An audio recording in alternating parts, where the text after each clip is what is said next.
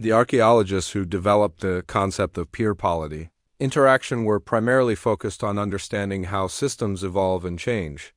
However, the same interactions they examined can also help explain how a system maintains its stability once established. This concern tends to align more with the work of historians. After the Eastern Mediterranean system emerged in the 15th century, it managed to endure for an impressive span of 300 years. The key to this longevity lay in the ongoing interactions between states. Any major transformation in one state compelled the others to adapt. Additionally, the members of this system perceived their interconnected world as normal and expected. The ruling classes in each state constructed mental maps that assumed the presence and interaction of neighboring states as a given. These mental frameworks offered a sense of stability but also served to resist change.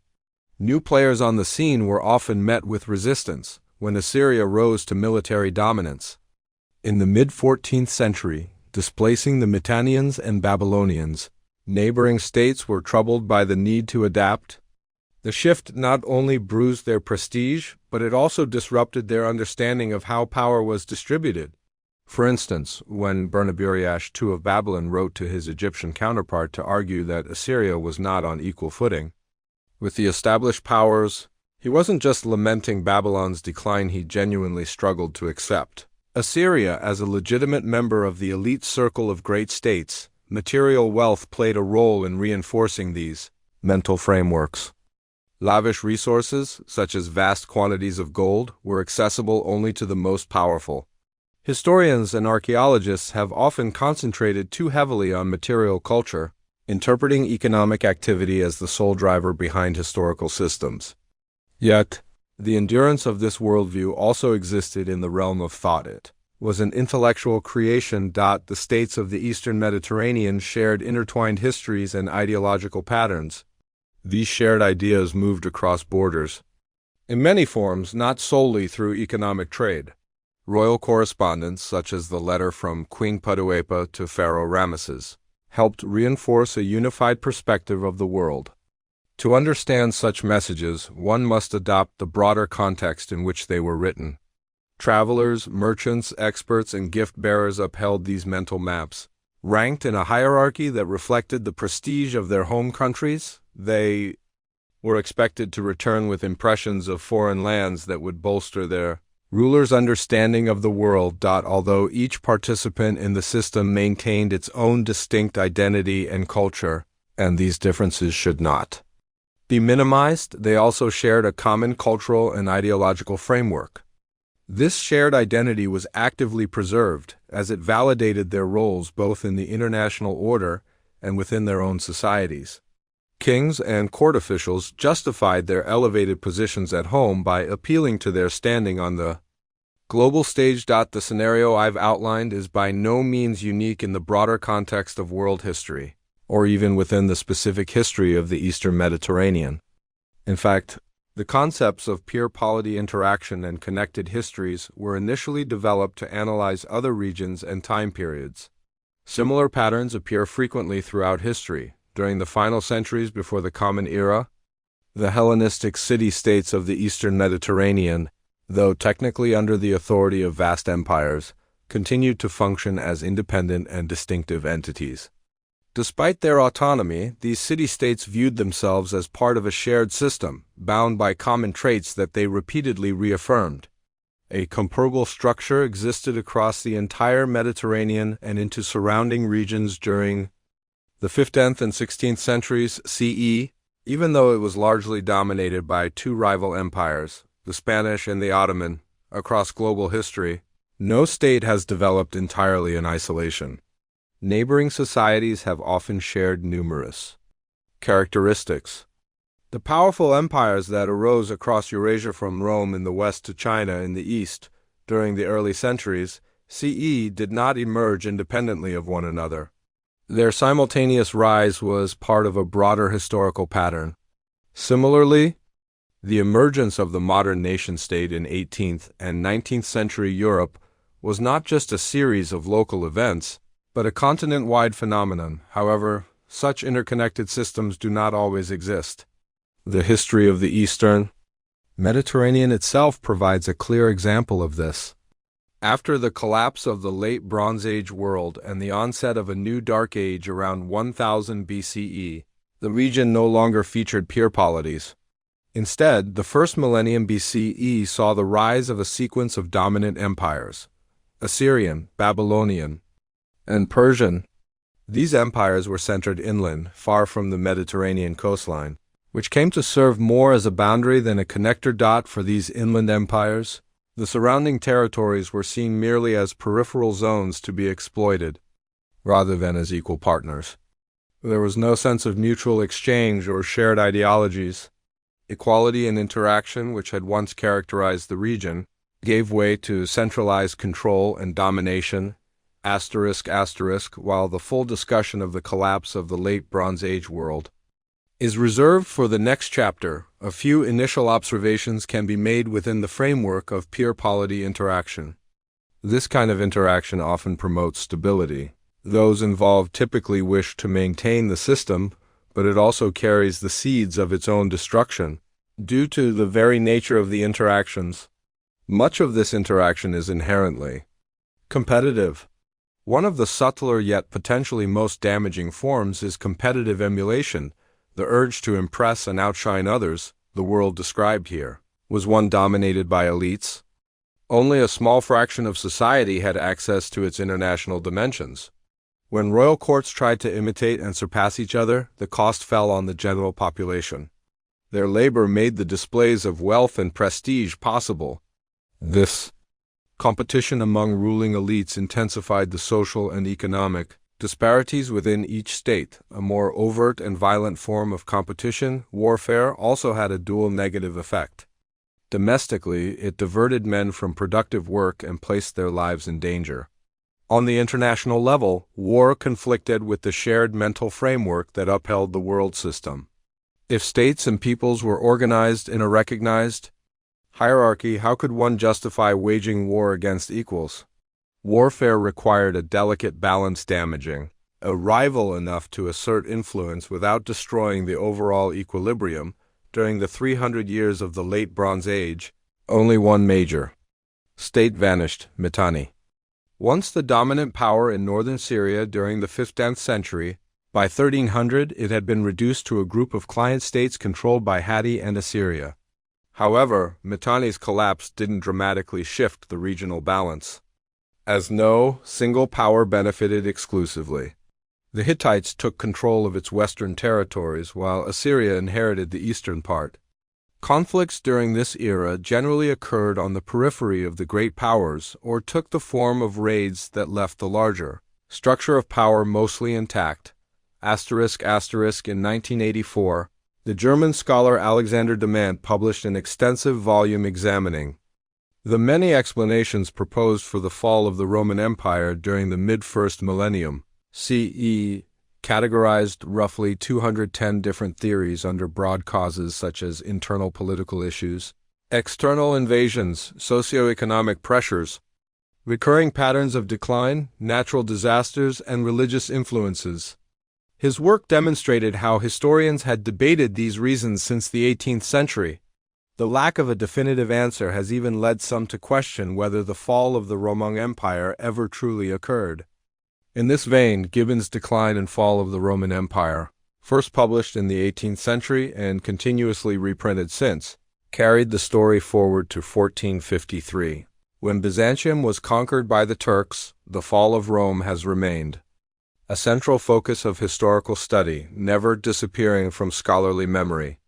In contrast, the collapse of the Bronze Age civilization in the late 2nd millennium BCE faded from collective awareness. Only in the mid-19th century, when Egyptian records from that era became accessible and comprehensible, did modern historians begin to examine the event in earnest. The similarities between the two periods were quickly recognized, and historians, influenced by the German tradition of world history, Weltgeschichte, began to draw comparisons. In his influential Decline of the West, published in 1923, Oswald Spengler readily compared the Sea Peoples and Libyans who attacked Egypt in the 12th century BCE to the Germanic tribes that brought down Rome in the 5th century CE. Since The late 19th century, the year 1200 BCE, has often been regarded as a turning point in history, comparable in significance to the fall of the Roman Empire. Historian Fernand Braudel, echoing a commonly held view among general ancient historians, once remarked that in the 12th century BCE, the Eastern Mediterranean returned to a level zero of history or close to it. While scholars have proposed fewer explanations for the end of the Bronze Age than for the fall of Rome, the body of literature on the topic is still vast. The causes identified tend to fall into the same broad categories. At the same time, the idea that 1200 BCE was not marked by sudden upheaval, but rather by gradual transformation, has become increasingly popular. Emphasizing continuity instead of disruption has emerged as a common scholarly approach in recent decades. The debate is often dense and highly complex, drawing from a wide range of disciplines, including biblical studies, classical scholarship, Egyptology, European and Levantan archaeology, Hittite studies, and more. Scholars frequently expand their focus beyond the Eastern Mediterranean to its surrounding regions, which may have been the source of invading groups or of goods that influenced trade dynamics. Specialists entrenched in specific academic traditions sometimes lose sight of the broader historical context and fail to consider how their findings might affect interpretations in other areas of Mediterranean research. In this chapter, I do not aim to resolve all of these complexities or offer conclusive answers. Instead, I will explore some of the major factors related to both change and continuity, while also highlighting the intellectual frameworks that shape various scholarly interpretations. Naturally, my own perspective on what happened is shaped by my personal biases, which I openly acknowledge. Let us begin by examining a relatively small region that has played a central role in broader discussions about events in the Mediterranean and has sparked significant scholarly debate. Palestine. Situated in the Levant, adjacent to Egypt, this area was deeply embedded in the Eastern Mediterranean world previously described. During the Late Bronze Age, it featured prosperous city-states under Egyptian control. The people there experienced both Egyptian military campaigns and occupation, but they also benefited from the era's cosmopolitan nature. They exported luxury items like wine and crafted goods to Egypt and thrived within a vibrant international cultural environment. Local Canaanite customs existed alongside strong Babylonian and Egyptian influences. In the highland regions lived non-sedentary groups, including the Habaru, feared and disliked, yet often hired as mercenaries to bolster local armies. By the early first millennium, life in this region had changed dramatically. It was now divided among several territorial states, including Israel and Judah. Many of the former cities had been destroyed, while previously uninhabited highland areas were now home to new villages. New populations had settled in the region: Philistines along the coast and Israelites, Moabites, and others inland. These groups used local alphabets to write their own languages, replacing the older practice of writing Babylonian in cuneiform.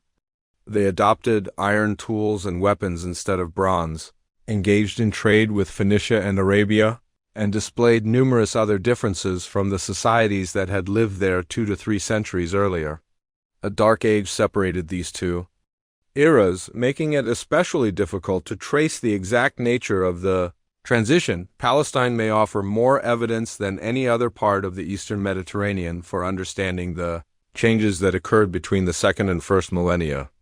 It has also received more detailed scholarly attention.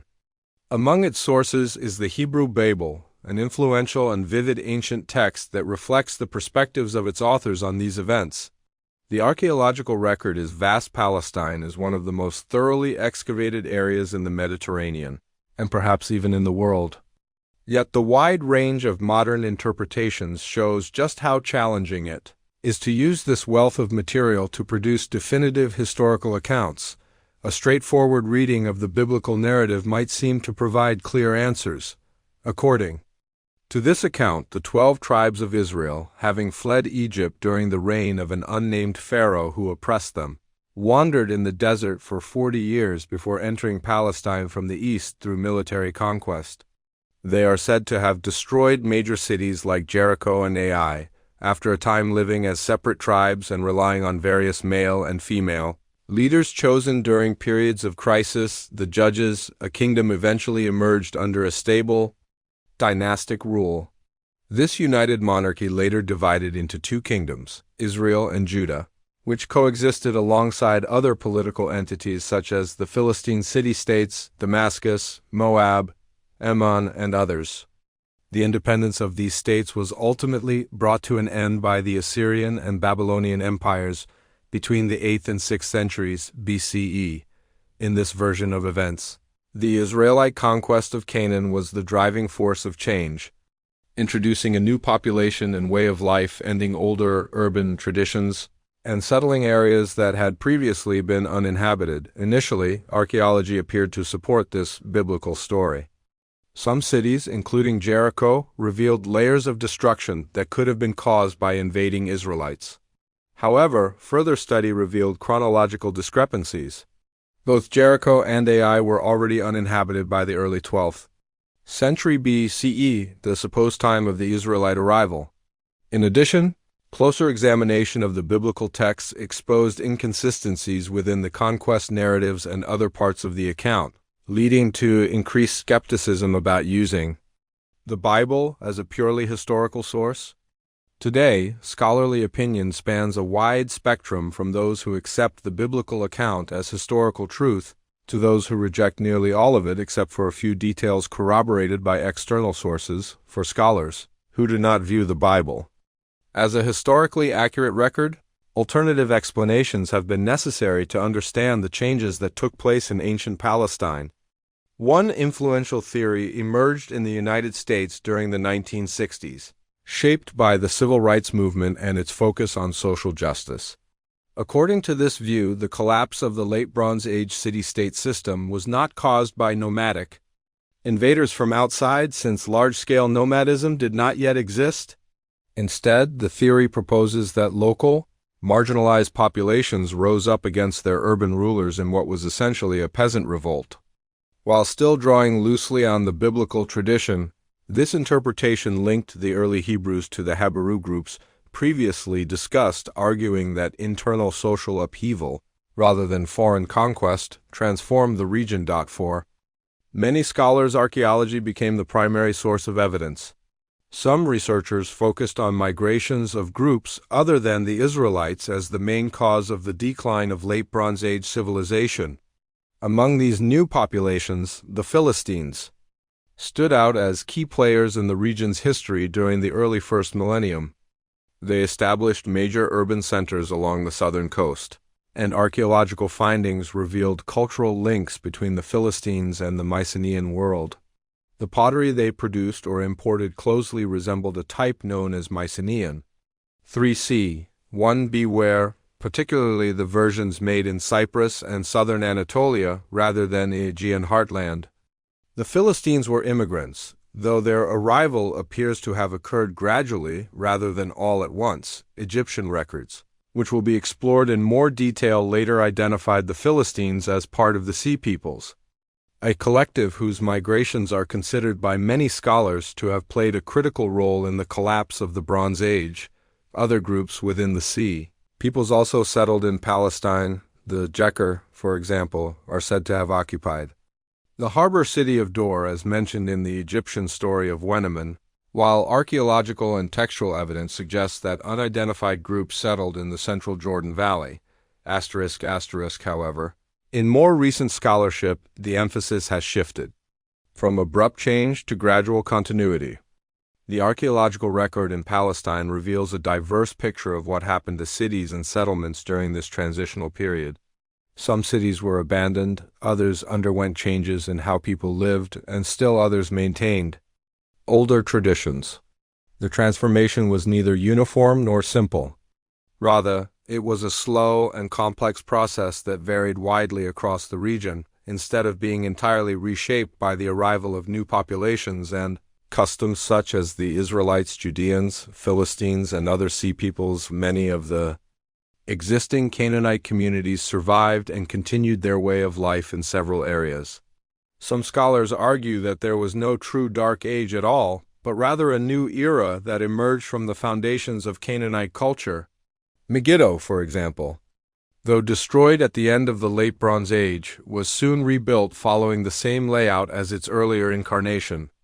Bronze Age traditions proved remarkably durable. One theory suggests that the cultural legacy of the second millennium remained influential even into the 8th and 7th centuries, when the kingdoms of Israel and Judah were prominent in the historical record of Palestine. The Israelite kingdom continued many older practices. It remained urban, maintained diplomatic ties with neighboring states, and retained strong elements of Canaanite tradition within its population. In contrast, the southern kingdom of Judah showed more signs of change. It was less urbanized, and its people had deeper roots in pastoral nomadic traditions. Judah's unity was shaped more by a shared ethnic identity, leading to a more homogeneous population than in Israel. The same uncertainties that complicate the interpretation of events in Palestine reappear when examining the broader transformation of the Eastern Mediterranean world. Ancient written sources are often unreliable. Archaeological evidence can support both sudden change and long-term continuity, and the number of peoples and variables involved makes it difficult to reach firm conclusions. Interpretations of both specific details and the overall picture continue to evolve. Archaeology, in particular, remains subject to constant revision, as new discoveries are made and older findings are reanalyzed, frequently overturning what were once considered established facts. A single example from archaeology illustrates this issue clearly: the case of Hattusa, the well-excavated capital of the Hittite Empire. The remains initially appeared to show that the city's centers of authority had been deliberately attacked. The royal citadel, parts of the defensive walls, and various temples were all burned, and the presence of tablets and inscribed ceilings pointed to the destruction occurring during the reign of Suppiluliuma II, the last known Hittite king. Since only public buildings were destroyed, scholars concluded that the attack had targeted the elite rather than the general population, supporting both theories of foreign invasion and internal revolt. However, more recently, Jürgen Seher, the former director of excavations at Hattusa, re-evaluated the archaeological evidence and challenged what had once seemed a clear-cut case. He argued that the destruction of buildings did not happen all at once, and more importantly, that the structures had already been abandoned by the time they were burned. The buildings where empty furniture, tools, and equipment had all been removed. Only large storage vessels built into the ground and discarded. Tablets and ceilings remained. According to Seher, these signs suggest that King Suppiluliuma II and his followers had evacuated the city with their portable belongings, likely using carts before any attackers arrived, while ancient people may have altered written records. More than the physical remains they left behind, archaeological interpretation is still deeply influenced by modern perspectives. Burned layers of destruction once seemed to confirm a narrative of catastrophic collapse for the Hittite Empire. But newer interpretations, such as Seher's, align more closely with the increasingly accepted idea of gradual change and continuity, rather than sudden catastrophe. In the following pages, I will explore several major theories proposed to explain the end of the Late Bronze Age along with the challenges and shortcomings of each. When scholars first began questioning what brought the Late Bronze Age to an end, they quickly turned to ancient texts for answers. As with the case of Palestine, these sources frequently pointed to military invasions as the primary cause of disruption. Both contemporary records and later accounts depict this image of sudden upheaval among ancient civilizations. Only the Egyptians left us first-hand written accounts from the period around the collapse. Around 1200 BCE, two Egyptian kings described military confrontations with invading groups now collectively known as the Sea Peoples.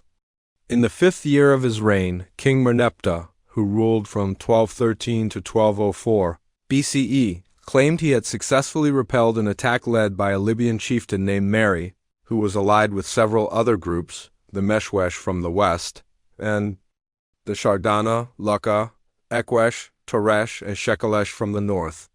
As expected in royal inscriptions, Merneptah portrayed the event as a great victory, boasting of captured enemies and seized spoils. Roughly 25 years later, Ramesses III, who ruled from 1187 to 1156 BCE, also reported a series of attacks.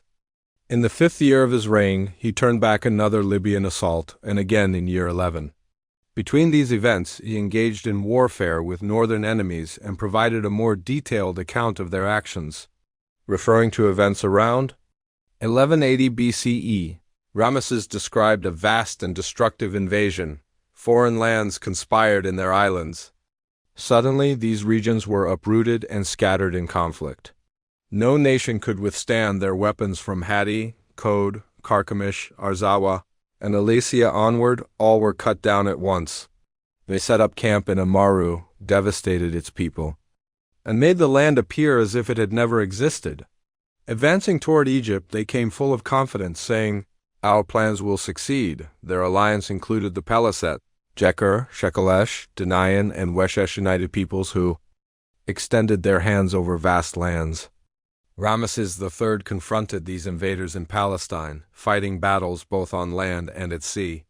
His inscriptions not only recount the Egyptian victories, but are also accompanied by elaborate visual depictions of the battles, showing enemy warriors wearing distinctive armor and wielding unique weapons. Taking these Egyptian records at face value leads to a picture of repeated invasions by Libyan and Sea peoples around 1200 BCE. These attackers were portrayed as foreigners who traveled with their families, wagons, and livestock. Since the early 19th century, historians have attempted to pinpoint the origins of these groups, a pursuit that began with Champollion, the first to decipher Egyptian hieroglyphs. Egyptian texts mention the destruction of several important regions before the Sea peoples assembled in Amuru and launched their campaign against Egypt. These include Hatti, Kode, likely Tarhuntassa, Arzawa, Carchemish, and Alesia, modern-day Cyprus, regions spanning central and southern Anatolia, based on this information, scholars have most commonly proposed that the Sea peoples came from the northern Mediterranean. Efforts to trace their roots have focused on that area, often relying on similarities between the names of the Sea peoples and known places. For example, the Lucca are commonly associated with Lycia in western Anatolia due to the resemblance in names. Earlier Hittite records even described the Lycians as raiders, aligning with the general portrayal of the Sea peoples. The Teresh are sometimes linked to Etruria, based on the Greek name for its inhabitants, Tersenoi. Similarly, the Shekelesh have been connected to Sicily, the land of the Cycles, and other identifications follow a similar linguistic pattern. One of the key challenges in understanding the Sea peoples is that we don't know whether they originated from the regions with which they're associated or if they merely settled there after their movements. In many historical reconstructions, it appears as though people from across the Mediterranean took part in the attacks on Egypt, then dispersed in various directions following their failed invasion. Some scholars have gone to great lengths to resolve inconsistencies in their proposed identifications. For instance, the Ikwesh have been linked to the Achaean Greeks based on the similarity of names. However, these people were said to be circumcised, a practice traditionally considered Semitic. One scholar, attempting to explain this contradiction, proposed that the Indo-Europeans originally practiced circumcision but later abandoned it sometime after the Sea peoples movement. Upon closer examination, many other identifications prove just as questionable. Another major issue is that some of the Sea peoples mentioned in Egyptian texts were already present in the region long before Merneptah's reign. During the Battle of Kadesh, for example, the Dardana, Lucca, and Shardana were already serving as mercenaries in both the Hittite and Egyptian forces, suggesting they had been integrated into established state systems. This casts serious doubt on Ramesses III's dramatic depiction of sudden and unexpected invasions. Greek traditions, though written centuries later, also attribute the fall of Mycenaean civilization to invasions from the north. Writers from Homer to Pausanias described the Dorians as the agents of destruction who toppled Mycenaean centers or displaced local populations. Other myths involving migrations and the return of Trojan war heroes further reinforce the notion that large-scale movements of people were behind the upheavals at the end of the second millennium. Some scholars tried to piece together an elaborate pattern of migrations covering the entire Aegean world by relying on these stories, but given the fragmented and contradictory nature of these sources, most now see that effort as futile and have largely abandoned it, ***, despite these complications. Historians have found additional evidence to support the broader theory that invasions contributed to the collapse of the long-standing Eastern Mediterranean system. Numerous less celebrated sources help strengthen this perspective. Archaeology reveals that several key cities in the western part of the region, including Mycenae, Hattusa, Ugarit, and Megiddo, were destroyed and abandoned around 1200 BCE. Ugarit, a series of letters discovered in the ruins, provide insight into the city's final days under threat. In one letter, the king of Ugarit sent a plea to the king of Alatia, written in the formal diplomatic language of the time. To the king of Alatia, "My father, from the king of Ugarit, your son, I bow at my father's feet, may all be well. With you, your household, your wives, your soldiers, and everything that belongs to you. Father, enemy ships have arrived. They have burned my villages and brought devastation to the land. Do you not know that all my troops are in Hatti and all? My ships are in Lucca? They have not yet reached me, and my land is left defenseless. You must be informed. 7 ships have already come and caused great destruction. If more enemy ships appear, please notify me in any way you can, so that I may prepare." This letter captures the desperation and isolation faced by a kingdom under attack and adds to the broader narrative of turmoil and collapse across the region during this era, possibly in response to the previous plea. A senior official from Alatia sent the following message. This is what Eshawara, chief administrator of Alatia, says. "Tell the king of Ugarit, may all be well with you and your land. Regarding the attacks, these actions were carried out by people from your own country, using your own ships. The surprise assault came from within your territory. So please do not blame me. Now, the 20 enemy ships that had previously stayed in the mountains have left. They departed suddenly and we don't know where they went. I write to inform you so that you can take precautions. Be alert." Additionally, the Hittite viceroy stationed at Carchemish also wrote to the king of Ugarit. This is what the king says. "Tell Amurapi, the king of Ugarit, may you be safe, and may the gods protect you. Regarding your previous message, enemy ships have been sighted at sea. If this report is true, you must prepare your defenses. Where are your troops and chariots? Are they not with you? If not, who will protect you from the enemy? Fortify your cities, bring your troops and chariots inside. Stay alert and strengthen your defenses." These messages clearly suggest serious unrest, possibly in the final days of Ugarit, a city that archaeological evidence confirms was eventually destroyed.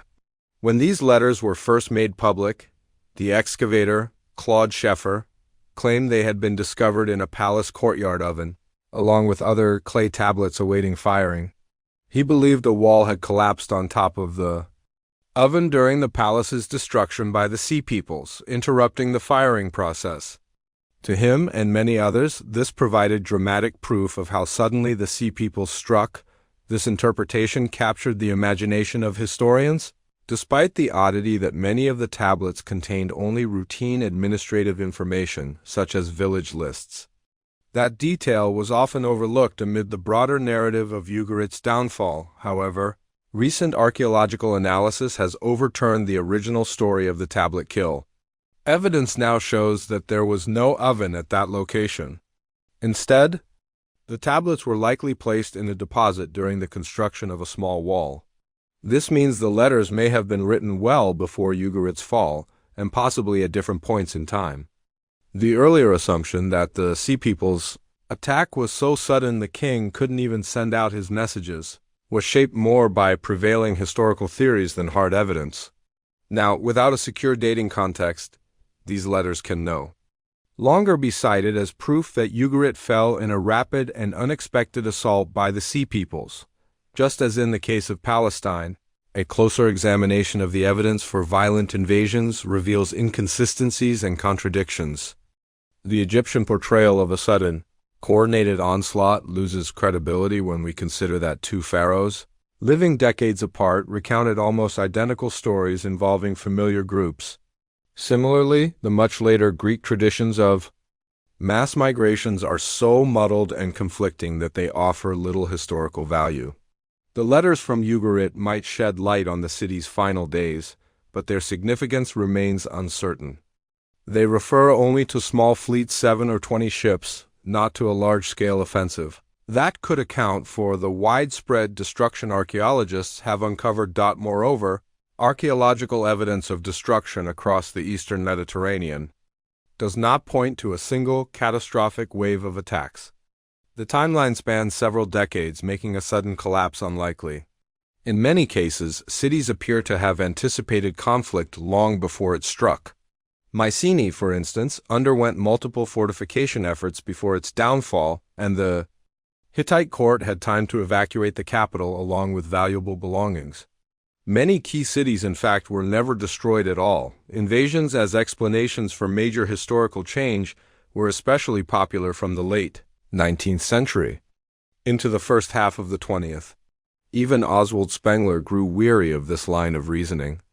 He once remarked that people would rather claim the Semites came from Scandinavia and the Aryans from Canaan than give up the idea of an original homeland. This belief aligned well with the narratives of European colonial expansion at the time. Just as the Sea Peoples and other invaders were thought to revitalize stagnant societies, colonial powers claimed their presence would bring progress to the territories they occupied. The notion that some of these invaders were Indo-European also appealed to certain ideological movements. Before it was understood that Linear B represented an Indo-European language, the Nazis idealized the Dorians as tall, blonde conquerors who brought civilization to Greece. French scholars, the first to study Egyptian references to the Sea Peoples, framed them as nations in search of living space. But by the 1930s, when German ideas about territorial expansion became controversial, the image of the Sea Peoples began to shift. They were now seen as impoverished, unruly bands threatening a sophisticated civilization. Today, the prevailing view is different. We generally reject the glorification of conquest and prefer to believe that societies should shape their own futures and progress organically. While the Sea Peoples and other raiders undoubtedly existed and caused disruption, they are no longer viewed as the decisive force behind the end of the Late Bronze Age, *** for a time. Some archaeologists supported the idea that earthquakes were responsible for the destruction of various sites in the Aegean such as Troy, Mycenae, Knossos, Tiryns, and Mydia, as well as the city of Ugarit in the Levant. These quakes, they argued, triggered fires that devastated these cities and led to their collapse. While seismic activity is indeed common in the region, it's doubtful that earthquakes alone would have caused such widespread devastation, especially since fires on such a scale are more typical of modern settings involving gas infrastructure. Even if a few cities did fall because of earthquakes and the resulting fires, that alone wouldn't explain the collapse of the entire Bronze Age world. A more widely accepted theory today suggests that around 1200 BCE, the climate in the eastern Mediterranean turned drier. Areas dependent on rainfall for agriculture likely experienced reduced harvests and even famine. Scientific evidence from tree ring data and other environmental analyses appears to support this idea. There's also historical support. One Egyptian account claims that King Merneptah sent grain to Hatti, and texts from Ugarit mention grain shipments headed there as well. Still, the evidence is limited and there are practical concerns. For instance, how could grain delivered to a port in southern Anatolia realistically alleviate famine in the Hittite capital, which was located over 400 kilometers inland? It's likely that much of the shipment would have been consumed during the journey by the people and animals transporting it. While agricultural difficulties might have contributed to the crisis around 1200, they alone couldn't have caused the entire system to collapse. Droughts had surely occurred before, and people must have developed strategies to cope with them. It's no surprise that climate change has become a popular explanation in historical interpretation today. After all, global warming is one of the most pressing concerns of our own time. Many researchers argue that one of the key distinctions between the late Bronze Age and the Iron Age lies in social organization. During the Bronze Age, power was concentrated in the hands of palace elites, whose authority extended across nearly all aspects of life. These elites demanded significant contributions from the broader population, whose labor and production sustained their opulent lifestyles. Palaces tightly controlled activities like craft production, especially bronze work, which relied on imported raw materials organized through elite networks. They also maintained a monopoly over written communication. Writing was the domain of highly trained scribes who not only had to master complex syllabic cuneiform scripts, but also learn foreign languages like Babylonian, in addition to their native tongues and writing systems. In contrast, during the early Iron Age, palace power had largely faded, particularly in the western parts of the eastern Mediterranean. In regions such as the Aegean, the Levant, and Anatolia, iron rapidly replaced bronze as the primary metal.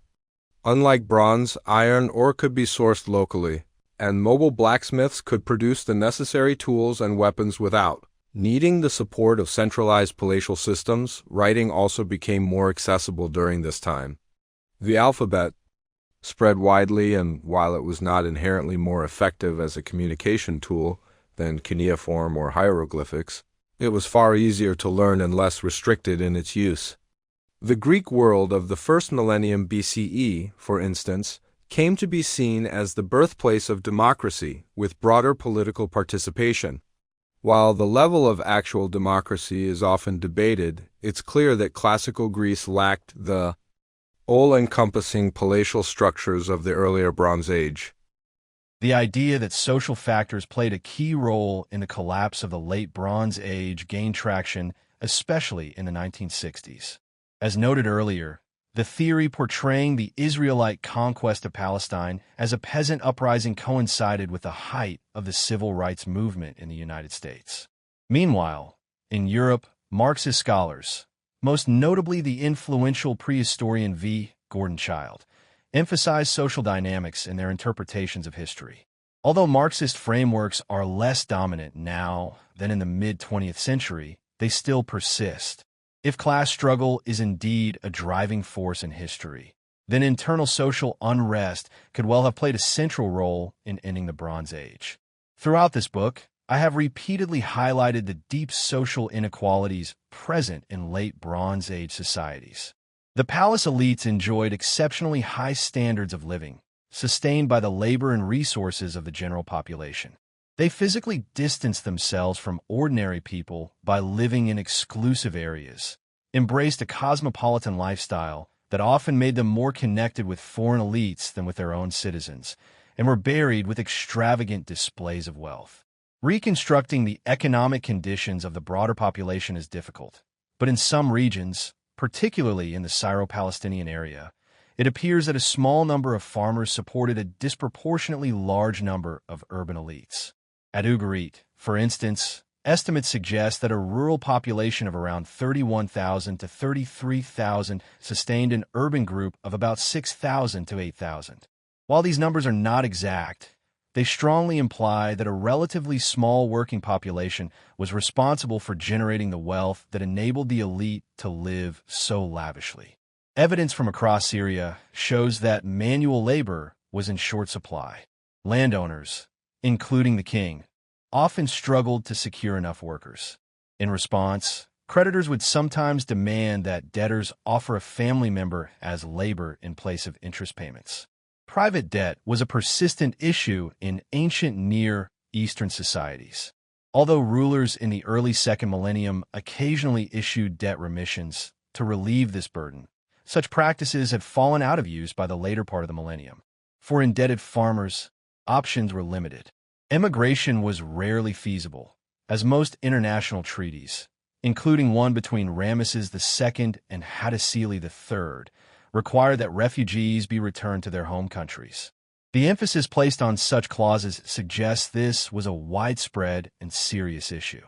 One treaty from the 15th century, between an unnamed Hittite king and Patatisu, ruler of Kisawatna, even addressed the possibility of entire villages attempting to flee. A clause stated, "If the people of a settlement belonging to the great king, along with their women, possessions, and livestock, flee to the land of Kisawatna, Patatisu shall seize them and return them to the great king. Likewise, if people from a settlement under Patatisu flee to the land of Hutti, the great king shall seize them and return them to Patatisu." For indebted farming families, the only real option besides submitting to their burdens was to sever ties with their communities and join groups like the Habaru, social outcasts living outside the control of established states. When people deserted their land, the strain on those who remained naturally grew heavier. At the same time, members of the elite contributed to the erosion of their own authority by treating their privileges as entitlements rather than as rewards for duties they were expected to perform. Military professionals, such as the Marianu charioteers, for example, no longer earned their status through active service in warfare. Instead, their titles and benefits were simply inherited from father to son. Positions that once required skill and effort became ceremonial roles, with office holders neglecting their responsibilities and weakening the state from within. How many rulers were truly able to resist the demands of the most powerful families in their realms? More often than not, they gave in, distributing favors and receiving little in return. Admittedly, it is difficult to demonstrate a steady rise in social unrest over time, or to pinpoint a moment of internal crisis around 1200 BCE. The treaty with Patatisu already shows that, early in the Late Bronze Age, farmers were trying to flee their conditions. Still, much of the evidence from the later part of the period can be interpreted as signs of growing internal strain. For instance, the strikes by Egyptian tomb workers during the final years of Ramesses III's reign, after the supposed attacks by the Sea Peoples, highlight how a failure by the palace to supply provisions led to unrest, even among skilled laborers. The letter from Al-Ashiya's high official previously mentioned accused Ugarit's own people of being behind violent acts, suggesting internal discord. The repeated fortification of Mycenaean citadels shortly before 1200 may have been intended as protection not against foreign invaders, but against unrest among local populations. Similarly, the royal court's departure from Hattusa before the city's destruction could point to fear of rebellion, and the targeted burning of public buildings might reflect popular resentment toward former rulers. While much of this remains speculative, it is reasonable to conclude that although social tensions were not the only factor behind the collapse of the Late Bronze Age, they played a significant role in its unraveling.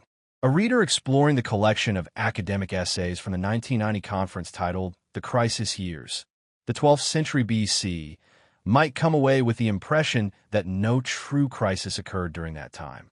Several contributors emphasize the extent to which Late Bronze Age practices persisted beyond its traditional endpoint. Many centers remained intact, and some regions were only lightly affected by the disruptions that, while acknowledged by all, were not uniformly experienced across the Eastern Mediterranean. While Aegean centers may have collapsed, Cyprus actually entered a phase of notable prosperity during the 12th century. Ugarit may have been destroyed and permanently abandoned, yet its nearby satellite, Ras Ibn Hani, saw reoccupation soon after. Numerous coastal ports along the Levant escaped damage entirely. In Palestine, the transformation was gradual, and archaeological sites from the area show considerable variation. Signs of continuity are evident in inland Syria, Babylonia, and Egypt. From this perspective, the early Iron Age was not a dark age at all, but rather the beginning of a new era built on the foundations of Canaanite civilization. In the past decade and a half, many scholars have increasingly argued that Bronze Age culture was not obliterated and replaced, but instead served as the foundation for much of what followed in the early first millennium. This idea is not entirely new. Already in the 1930s, the Greek historian Martin Nielsen proposed that Greek mythology had its roots in the Mycenaean world. What is different now is that this emphasis on continuity has become central to modern academic discussions.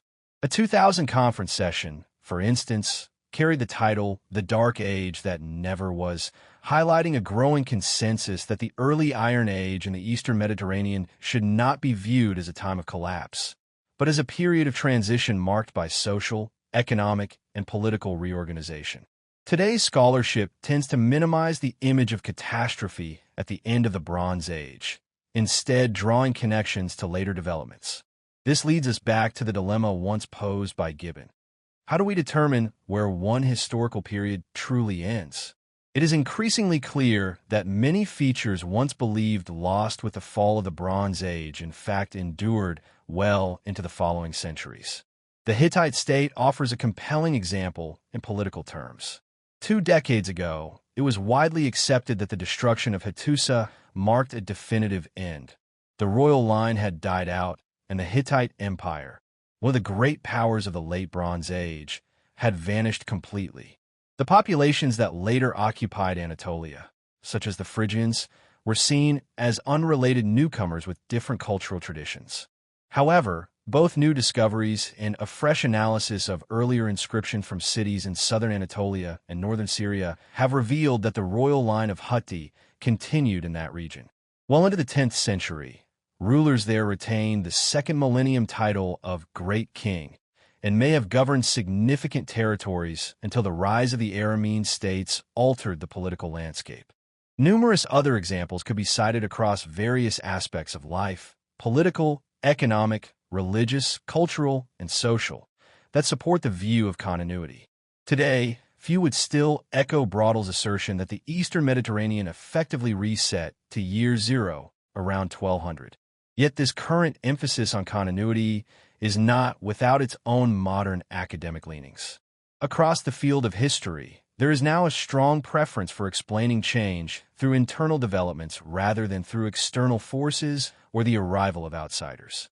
Theories of invasion have largely fallen out of favor, while local histories and regional specificities are now more widely embraced. Scholars increasingly highlight the unique circumstances of each case they study. Additionally, many resist the idea of abrupt, revolutionary shifts. From this perspective, major transformations are often reinterpreted as sudden but still organic adjustments within pre-existing frameworks, thus reinforcing the idea of continuity. Still, despite the undeniable connections between the Bronze and Iron Ages, it would be a mistake to go too far in the opposite direction and dismiss the end of the Late Bronze Age as nothing more than a minor disturbance in the region's long historical evolution. In my view, there is indeed a significant break, and the most critical development was the collapse of the interconnected Eastern Mediterranean system that I've outlined throughout this book. In the pages that follow, I will continue to make the case for this disruption. The Late Bronze Age world, as previously described, operated within a system marked by several defining traits. At its core were palatial centers embedded within urban environments. These palaces functioned as the hubs for nearly all facets of life: political, economic, social, and cultural. They held direct control over a large segment of the population through a redistributive economic model. Society was rigidly stratified, with a small elite class reaping the benefits of the broader population's labor. This elite distinguished itself in various ways. They lived in exclusive quarters, amassed considerable wealth, and engaged in a refined, cosmopolitan lifestyle. Another defining aspect of this system was its international scope. The states across the Eastern Mediterranean maintained frequent contact. Though they engaged in warfare, these conflicts were generally conducted within an accepted framework of rules. Meanwhile, their elites competed through displays of prestige and cultural refinement. Diplomatic relationships flourished alongside rivalry, forming a network in which each state was assigned a recognized role and standing. These relations were reinforced through the exchange of luxurious gifts and marriage alliances. At the same time, robust international trade networks thrived, often operating across political boundaries and seemingly unaffected by hostilities. This exchange extended beyond material goods. Cultural and intellectual influences traveled freely among these states, visible in shared artistic styles, literary traditions, and religious beliefs. Such cosmopolitan exchange fostered a sense of shared identity, at least among the elites, who recognized themselves as part of a broader, interconnected world. Around 1200 BCE, this intricate system unraveled. Its essential structures vanished. Many palaces were destroyed or abandoned, and those that survived were severely diminished. The collapse was particularly evident in the western part of the Eastern Mediterranean, the Aegean, Anatolia, and the Levant. In other areas, once dominant powers like Egypt, Assyria, Babylonia, and Elam experienced territorial losses that cut them off from key resources. These setbacks undermined their ability to function as redistributive centers, disrupting the very foundation of their economies. While the elites saw their wealth and influence diminished, the working classes also suffered as they no longer received the state provisions that had sustained their livelihoods. Perhaps most significant for the elite classes was the collapse of the international network that had long upheld their power. The steady influx of foreign goods and cultural influences came to a halt. With no more diplomatic missions to carry out or wars to wage, the foundation of elite privilege began to erode. In Egypt, for instance, the royal court no longer required scribes trained in Babylonian to draft correspondence, nor could kings arrange marriages with foreign princesses or lead military campaigns abroad. The absence of diplomatic engagement left the remaining states disconnected and uninformed. King Ramesses III of Egypt, for example, inaccurately claimed that Hutti and Carchemish had been destroyed. While he was aware of widespread turmoil, he lacked any nearby allies or partners to provide reliable information. The surviving states felt increasingly isolated, forced to deal with unfamiliar neighbors who did not follow the established rules of diplomacy. In this environment, new powerful figures and groups began to rise. Some may have migrated from outside the region, while others were local populations who had previously held little influence. In the Aegean, for example, warrior chieftains with small retinues quickly amassed wealth, some of which was buried with them in richly furnished tombs. In the Syro-Palestinian region, formerly landless or nomadic communities began settling in villages, cultivating areas that had previously been left untouched. A new class of traders emerged as well, perhaps sailing smaller vessels and dealing in unfamiliar goods like iron tools and weapons. The peoples of the Eastern Mediterranean did not disappear. Many had to adapt, either by merging with emerging societies or by reshaping what remained of their old world to include newcomers. Even those states that weathered the crisis, like Assyria, Babylonia, and Egypt, had to make space for outsiders.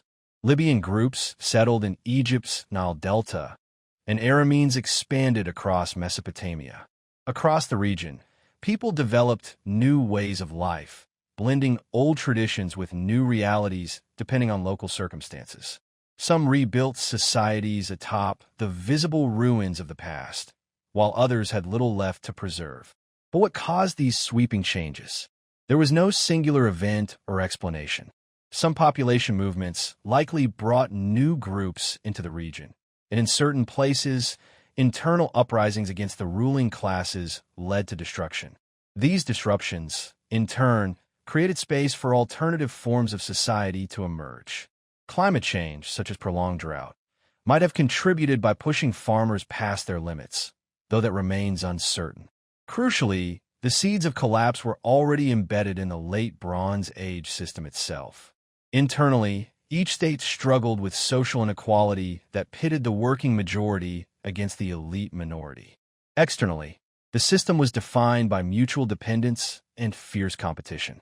While these states needed one another to sustain trade and diplomacy, they constantly sought to outmaneuver or weaken each other. This created a fragile balance of power that was always in danger of tipping due to war or shifting alliances. Although the late Bronze Age had provided relative stability for 3 centuries, that stability came at a cost. The very structure that supported the system also made it vulnerable. It relied on continuous interaction and the active participation of all its members. Once the network began to break down, it was beyond repair, and the region had to transition into a new era.